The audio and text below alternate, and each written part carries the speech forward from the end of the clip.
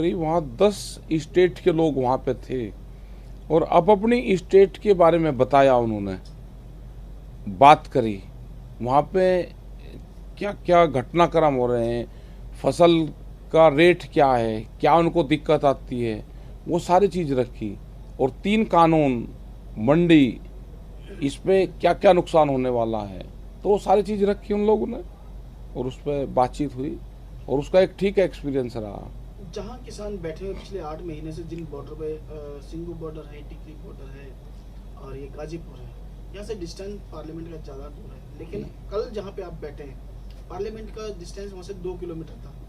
कितना आपको क्या लगता है कि अब जब पार्लियामेंट के बहुत क्लोज हैं आप, क्या आपको लगता है कि आप जो आपकी जो शर्तें, जो आपकी बातें हैं वो जल्दी मानी जाएंगी? या नहीं, उससे ऐसा नहीं होता। लोकतांत्रिक तरीके में अपनी बात कहने का वो भी एक तरीका है।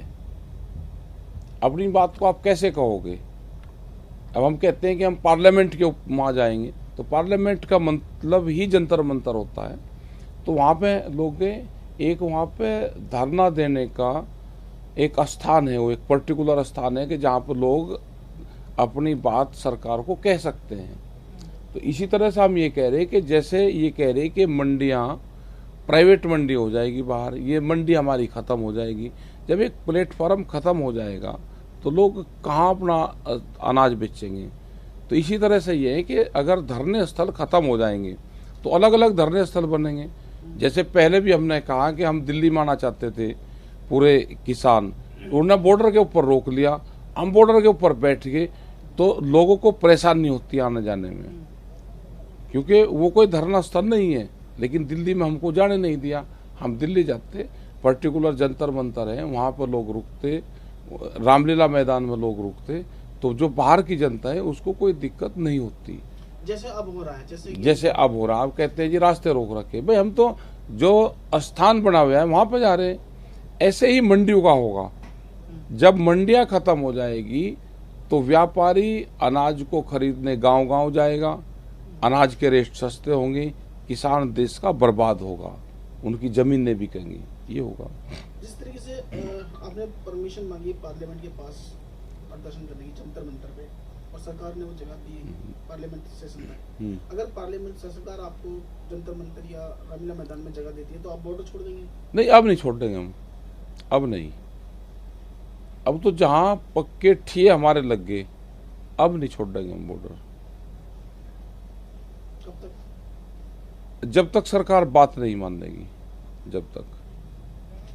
सरकार की तरफ से कृषि मंत्री नरेंद्र तोमर जी ने कल बोला है कि वो अभी भी बात करने के लिए तैयार हैं और सारी खुली किताब है। जैसे 11 दौर की बात वो कर चुके हैं और अभी किसान अगर बात करना चाहें तो अभी भी रास्ते खुले हुए हैं और वो बात कर सकते हैं।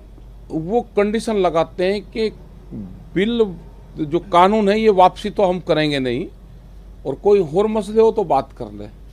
जब पहले ही उन्होंने कंडीशन लगा दी कि कानून वापसी नहीं होंगे, इस पे तो कोई बात नहीं होगी, और दूसरा कोई बात है तो कर ले।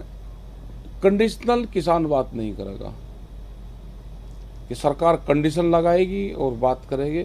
ना देश का किसान कमजोर था, ना कमजोर है और ना कमजोर रहेगा।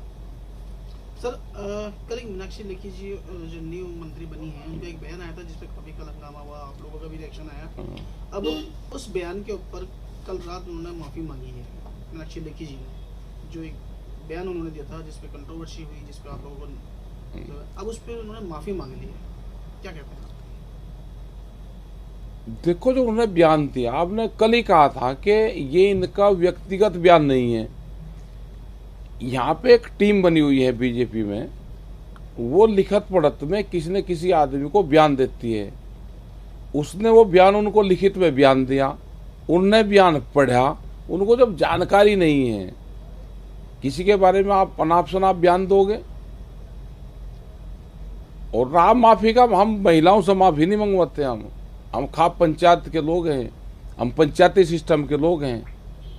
गलती कर दी, गलती तो माफी तो बीजेपी मांगे, एक महिलाओं से माफी हम मंगवावे, और उन्होंने सॉरी फील कर दी, ठीक है अपना वो करो। लेकिन किसी के कहने से बयान नहीं देना चाहिए, जब आपको पता नहीं तो नहीं बयान देना चाहिए उनको, किसी को भी। अब जब उन्होंने माफी मांग ली है तो अब आप क्या चाहते हैं कि नहीं, हम कुछ नहीं चाहते, होगा खत्म हो गया। हम क्या कोई वो करते फिरे भाई, वे उन्होंने किसी के कहने से बयान दिया, अपना सॉरी फील करती, बस ठीक है। तो आप चाहते हैं कि उनकी तरफ से उनके बजाय बीजेपी माफी मांगी?